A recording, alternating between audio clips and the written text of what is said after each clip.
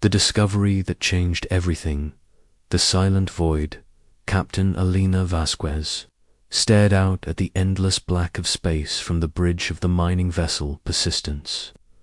3 months they had been out here, drilling into asteroids and pulling precious metals from the void. It was dangerous work, but it paid well enough to keep her crew happy and her ship running. "Captain, we're getting some weird readings from asteroid XK 739, called out Dr. Marcus Chen from his station. The xenarchaeologist had joined their crew 6 months ago, always hoping to find something more interesting than iron ore and platinum deposits. Alina walked over to his console. The readings were indeed strange. The asteroid showed signs of artificial structures deep inside its core. This was not natural formation. "Rosa, can you get us a closer look?" Alina asked her chief engineer, Rosa. Martinez was already working on the problem. Her fingers flew over the controls as she adjusted their scanning equipment. What appeared on the screen made everyone on the bridge go silent. "Captain, there's something big in there," Rosa said quietly. "It's not rock, it's metal, and it's giving off energy signatures I've never seen before." Alina felt her heart racing. In her 15 years of deep space mining, she had never found anything like this. "James, what's our security status?" Security Officer James Powell checked his instruments. The former military man never took chances with unknown situations. "All quiet, Captain. No other ships in the area. We're alone out here." Alina made her decision. "Prep the drilling equipment. We're going in." The ancient Chamber 6, hours later, they had carved a tunnel deep into the asteroid's heart. What they found there changed everything. The chamber was vast, carved from solid rock but lined with metal that gleamed like liquid silver. In the center stood a device that looked like a crystal tree, its branches reaching toward the ceiling and pulsing with blue light. "The energy readings are off the charts," Rosa whispered as they entered the chamber. Their suits' life support systems were working overtime to protect them from the strange radiation. Dr. Chen was already taking pictures and measurements. "This technology is unlike anything in our databases. The metal composition is impossible by our current understanding of physics." Alina approached the crystal tree carefully. As she got closer, she felt something strange happening in her mind. Colors seemed brighter, sounds clearer. She could hear her crew's heartbeats through their suits. "Captain, are you all right?" James asked, his hand moving to his weapon. "I'm fine," Alina said. But she was not fine. She was better than fine. Her mind felt sharp, like someone had just cleaned the fog from her thoughts. "Actually, I feel incredible." Dr. Chen was experiencing the same thing. "The device is affecting our neural pathways. I can process information faster, see patterns I never noticed before." Rosa was staring at the machine with new understanding. "I can see how it works. The energy flows, the quantum mechanics behind it. It's like someone just gave me a doctorate in alien physics." James felt different too. His military training had taught him to be aware of his surroundings, but now he could sense things beyond normal human perception. He could feel the thoughts and emotions of his crewmates. "We need to document everything," Alina said. "This could change human civilization." The Watchers arrived. They spent 3 days studying the device and loading it carefully onto their ship. The effects on their minds grew stronger each day. Alina could now process complex calculations in seconds. Marcus understood languages he had never studied. Rosa could repair machinery just by looking at it. James could predict dangers before they happened. It was James who sensed the other ships approaching before their sensors picked them up. "Captain, we have company," he said, his enhanced awareness picking up the disturbance in space around them. Alina looked at the scanner display. 12 massive ships were approaching, their design unlike anything in human space. They were beautiful in an alien way, all curves and flowing lines, but Elena's enhanced mind could see the weapons hidden in their graceful shapes. "This is Commodore Zalkith of the Galactic Enforcement Council," came a voice over their communication system. The translation was perfect, but Alina could somehow understand the original alien language as well. "Human vessel, you will surrender immediately." Alina felt a chill run down her spine. Humans had been in space for over 2 centuries, but they had never encountered alien life. Now, suddenly, 12 warships were demanding their surrender. "This is Captain Alina Vasquez of the mining vessel Persistence," she replied. "We are in open space, conducting legal mining operations. What is the nature of your authority here?" "You have taken something that does not belong to you," the alien commander replied. "Something that your species is not permitted to possess." Dr. Chen looked up from his instruments. "Captain, I'm reading massive energy signatures from those ships. They could destroy us without effort. What exactly are you referring to?" Alina asked, though she already knew. "The enhancer device. Your species discovered it and activated it. This is forbidden by galactic law." Alina felt anger rising in her chest. Her enhanced mind could sense the fear beneath the alien's commanding tone. Forbidden by whose authority? Humans have never agreed to any galactic laws. "The authority of survival," Commodore Zalkith replied. "Your species has just taken the first step toward extinction." The terrible truth, an hour later, Alina found herself in the shuttle bay of the alien flagship. The atmosphere was breathable, but everything felt wrong. The ship was designed for beings much larger than humans, and the corridors seemed to stretch forever. Commodore Zalkith was waiting for her in what appeared to be a meeting room. He was tall and thin, with blue-gray skin and large dark eyes. His species, the Zephyrians, were clearly built for intelligence rather than physical strength. "Captain Vasquez," he said, his voice carrying sadness, "I am sorry that your species has discovered the enhancer technology. It would have been better if you had remained ignorant." "Better for whom?" Alina asked. Her enhanced mind was already analyzing the alien's body language, his tone of voice, the way he avoided direct eye contact. "For the galaxy," Zalkith replied. "For the thousands of species that live in peace under council protection." Alina sat down across from him. "Tell me the truth. What is this device really?" Zalkith was quiet for a long moment. "Your species calls it evolution. We call it the Great Filter. Every intelligent species eventually discovers technologies that enhance their mental capabilities. Most use them wisely and join the galactic community as peaceful members, and the others become gods. They develop abilities that make them superior to all other life forms. They conquer, they dominate, they remake the galaxy in their image." Alina felt her enhanced mind processing this information. "So you destroy them first. We protect the galaxy from chaos. We have done this for 1,000,000 years. How many species have you destroyed?" Zalkith's large eyes finally met hers. 47, Alina stood up. "And you want to make us the 48th, if necessary. But we offer an alternative. Surrender the device. Allow us to suppress the enhancements in your crew. Return to your world and forget this ever happened."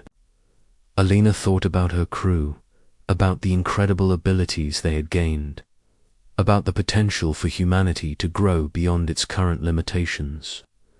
Then she thought about the 47 species that had been destroyed for the same crime. What if we refuse? Then we will do what must be done to protect the galaxy. Alina looked at the alien commander, at the sadness in his ancient eyes, at the weight of 1,000,000 years of difficult decisions. I need time to think. You have one of your days, Zalketh said. Then we will need your answer, the choice back. On the Persistence, Alina gathered her crew in the main conference room. The enhancer device sat in the center of the table, still pulsing with its strange blue light. They're afraid of us, she said after explaining the situation. 47 species have been destroyed for doing exactly what we've done. Dr. Chen spoke first. The enhancements are incredible. I can see solutions to problems that have puzzled scientists for decades. We could cure diseases, solve climate change, reach the stars.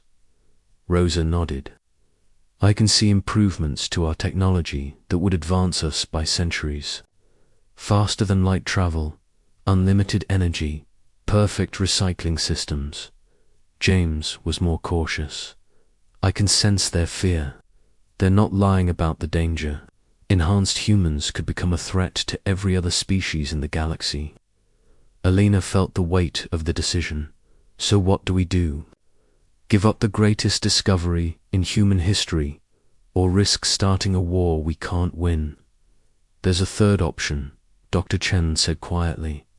We could hide the device, study it in secret, find a way to enhance humans without the Council knowing. That's just delaying the inevitable, James pointed out. Eventually, they'll find out. Alina looked at each of her crew members, these people who had become more than human in just a few days. What if we could prove that enhanced humans aren't a threat? What if we could show the Council that we're different from the other 47 species? How? Rosa asked. Alina smiled. By being better than they expect us to be.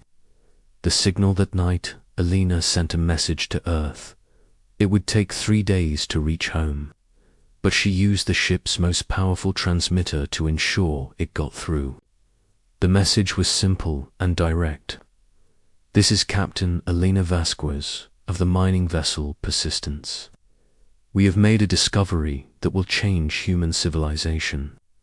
We have also made contact with an alien empire that considers us a threat. If you receive this message, prepare for the possibility of war. More importantly, prepare for the possibility of evolution. She attached all their data on the enhancer device, their scans of the alien ships, and the recording of her conversation with Commodore Z. Whatever happens next, she said to her crew, humanity needs to know the truth. The next morning, Alina returned to the alien flagship.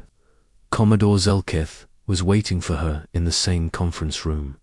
Have you made your decision? He asked Alina.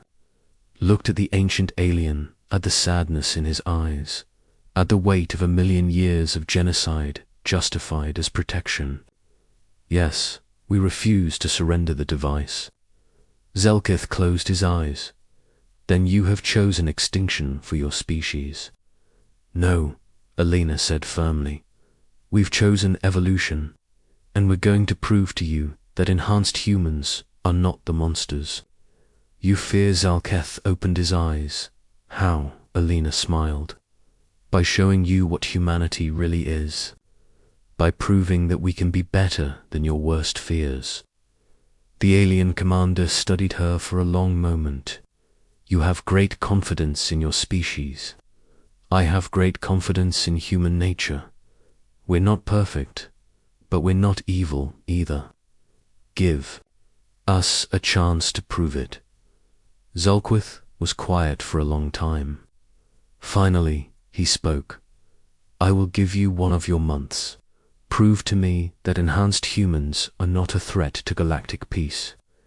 If you succeed, the Council will consider allowing your species to keep the technology if you fail. We won't fail, Alina said. As she returned to her ship, Alina felt the weight of humanity's future on her shoulders. In 30 days, she would have to prove that her species deserved to take the next step in evolution. The real test was just beginning, the awakening, and the war. The transformation. 3 weeks had passed since. Elena's crew had returned to Earth with the enhancer device. The world had changed in ways no one could have imagined. The device had been studied, replicated, and carefully distributed to volunteers across the globe. The results were astounding. Dr. Sarah Kim, a neuroscientist at Stanford, had been one of the first to volunteer for enhancement. Within hours of exposure to the alien technology, she could process information at superhuman speeds. Complex mathematical equations that would normally take days to solve were completed in minutes. The changes are happening at the cellular level. She explained to the emergency session of the United Nations Security Council. The device doesn't just enhance our existing brain capacity, it's unlocking genetic potential that was already there. In Beijing, enhanced engineer Liu Wei had designed a new type of spacecraft that could reach Mars in just 2 weeks. In London, enhanced physicist Dr. Priya Sharma had solved the equations for stable fusion power. In Lagos, enhanced Dr. Kwame Asante had developed a cure for malaria that worked at the genetic level. But it was not just the brilliant minds that were changing. Enhanced humans were developing abilities that seemed impossible. Some could perceive electromagnetic fields, others could process multiple sensory inputs simultaneously, and a few could even sense the thoughts and emotions of people around them. Captain Alina Vasquez stood in the command center of the newly constructed facility known as Project Ascension. The underground complex in Nevada housed the most advanced technology humanity had ever created, all designed by enhanced human minds working together. Status report, she called out to her team. Dr. Chen looked up from his console. We've successfully enhanced over 10,000 volunteers worldwide. No negative side effects, no loss of humanity or empathy. If anything, enhanced humans seem more cooperative than baseline humans. Rosa Martinez was monitoring the alien ships that still circled Earth. The Council fleet is holding position, but their scans show they're getting nervous. They're detecting energy signatures they don't recognize. James Powell was coordinating with military leaders around the world. Enhanced humans in the armed forces are reporting incredible improvements in reaction time, tactical awareness, and decision-making. But they're also reporting increased reluctance to engage in unnecessary violence. Alina nodded. This was exactly what she had hoped for. Enhanced humans were not becoming monsters or conquerors. They were becoming better versions of themselves. The Council's growing fear aboard the flagship Eternal Vigilance. Commodore Zalketh was having a heated discussion with the Council of Elders. The holographic projections of 12 alien leaders filled the conference room, their faces showing concern and fear. The humans are adapting too quickly, said Elder Vexera, her insectoid features twisted with worry. In 3 weeks, they have advanced their technology by centuries. This is exactly the pattern we've seen with the other forbidden species. Elder Gromek, a massive bear-like creature, pounded his fist on the table. We should have acted immediately. Every day we delay, they become more dangerous. Zalketh studied the data from his ship's sensors. Their enhancement patterns are unusual. Most species that discover enhancer technology show immediate signs of aggression and territorial expansion. The humans are showing the opposite. Irrelevant, snapped Elder Sisthi, her serpentine form coiling with agitation. Enhanced beings always become conquerors eventually. History has proven this 47 times. But what if the humans are different? Zalketh asked. What if they can handle the enhancement without becoming a threat? The silence that followed was deafening. Finally, Elder Vexerus spoke. Commodore, are you suggesting we abandon million-year-old protocols based on 3 weeks of observation? I'm suggesting we consider the possibility that we might be wrong. Elder Gromek's voice was a low growl. If we are wrong and the humans become another forbidden species, entire sectors of the galaxy could be destroyed. Billions of lives could be lost. Zalketh looked at the data again. Enhanced humans were working together to solve problems, not fighting each other for dominance. They were sharing their discoveries freely, not hoarding them for advantage. Most remarkably, they were showing increased compassion and cooperation, not the ruthless ambition typical of enhanced species. Give me more time, he said finally. 1 more week. No, Elder Sisti hissed. The deadline was 1 month. It has been nearly that long. The humans must surrender the technology or face extinction.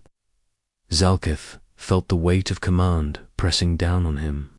He had destroyed worlds before, always for the greater good of galactic peace. But something about the humans was different.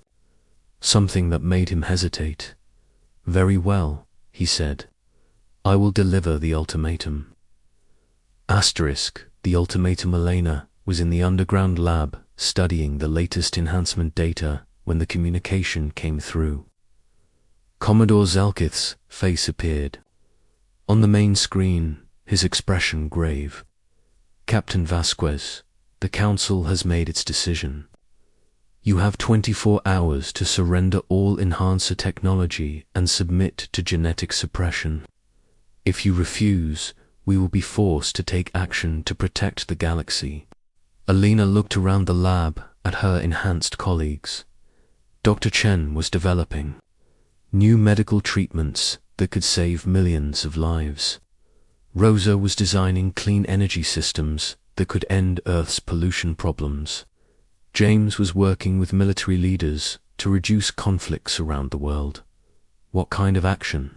Alina asked. Complete sterilization of your world. It is not a decision we make lightly, but it is necessary for the greater good. Alina felt her enhanced mind processing the implications. You're talking about genocide, the murder of 8 billion people.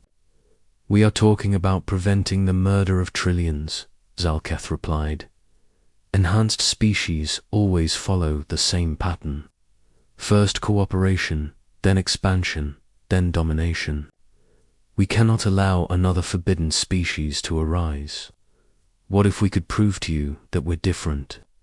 What if we could show you that enhanced humans are not a threat? Zalketh was quiet for a moment. Captain, I have seen the data from your world. I know what enhanced humans are capable of, but I also know what enhanced species become. The risk is too great. Alina looked at her team, at the incredible work they were doing, at the potential for humanity to become something greater than it had ever been. Then we'll have to prove it to you the hard way. Do not attempt to resist, Zalketh warned. Your technology, impressive as it is, cannot match the combined might of the Galactic Council. Surrender now, and your species will be allowed to continue existing as it was. No, Alina said firmly. We won't go back to being what we were. We won't surrender our future because you're afraid of what we might become. Zalketh's expression was sad. Then you have chosen the path of extinction. I am sorry, Captain Vasquez. Your species showed such promise. The communication ended, leaving Alina and her team in silence. Well, said Dr. Chen finally, I guess we're at war. Battle for Earth. The attack began at dawn. 12 massive alien warships descended from orbit, their weapons charging with energy that made the air itself crackle. But they were not attacking an unprepared world. In the 3 weeks since the enhancer technology had been enhanced, humans had been working around the clock to prepare for this moment. The spaceports of Earth launched not the crude rockets of the past, but sleek new vessels designed by enhanced minds and built with impossible speed. Alina stood in the command center of the new Persistence, the flagship of humanity's hastily assembled defense fleet.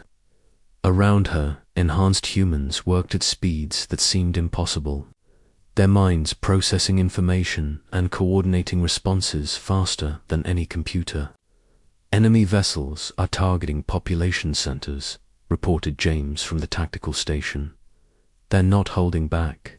Neither are we, Elena replied. All ships, engage the enemy. Show them what humanity can do. The battle that followed was unlike anything in galactic history.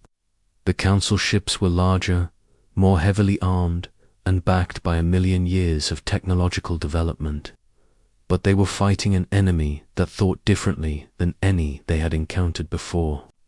Enhanced human pilots flew their ships in patterns that seemed to defy physics, their reflexes and spatial awareness allowing them to dodge weapons fire that should have been impossible to evade. Enhanced tacticians coordinated attacks with a precision that made their small fleet fight like a single organism. But it was the enhanced engineers who turned the tide of battle. Dr. Kim had discovered that the alien ships used a form of quantum shielding that could be disrupted by specific frequency patterns. Rosa Martinez had figured out how to weaponize the enhancer technology itself, creating energy beams that could overload alien systems. Their shields are down on the lead ship, Rosa called out. All weapons, focus, fire. The Eternal Vigilance shuddered under the concentrated attack from the human fleet. Aboard the alien flagship, Commodore Zalketh watched in amazement as his sensors showed impossible readings. The humans are using the enhancer technology as a weapon, his tactical officer reported. They're disrupting our quantum matrix. Zalketh studied the battle data. In just 3 weeks, the humans had developed technology that could challenge Council ships. But more importantly, they were fighting defensively. Even with the advantage, they were not pressing their attack to destroy the alien fleet. Sir, they're hailing us, his communications officer reported. Put them through. Elena's face appeared on the screen. Behind her, Zalkith could see the controlled chaos of the human command center. Commodore, your ships are disabled. Surrender now, and we won't destroy them. You are offering terms to us. Zalkith asked in amazement. Enhanced humans don't enjoy killing, Alina replied, even when we're fighting for our survival. The revelation the battle ended, not with destruction, but with negotiation. The human fleet had disabled the Council ships without destroying them, then offered medical assistance to the wounded aliens. It was a gesture that shocked the galactic community. In the days that followed, as both sides tended to their wounded and assessed the damage, a remarkable discovery was made. Dr. Chen, working with captured Council technology, uncovered data that changed everything. Alina, you need to see this, he called out from his laboratory. I've been analyzing the genetic databases from the Council ships. Alina and her team gathered around Chen's workstation. On the screen was a complex genetic map showing the evolutionary history of various species. Look at this, Chen said, pointing to a specific section of the data.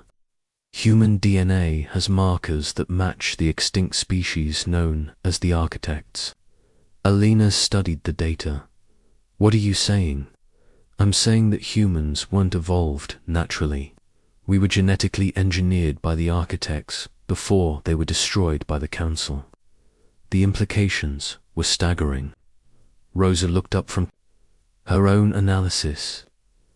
The architects were the first species to develop enhancer technology. According to this data, they created several backup species as insurance policies. Humanity is one of those backup species, James realized. We were designed to be compatible with enhancer technology. Alina felt the pieces falling into place.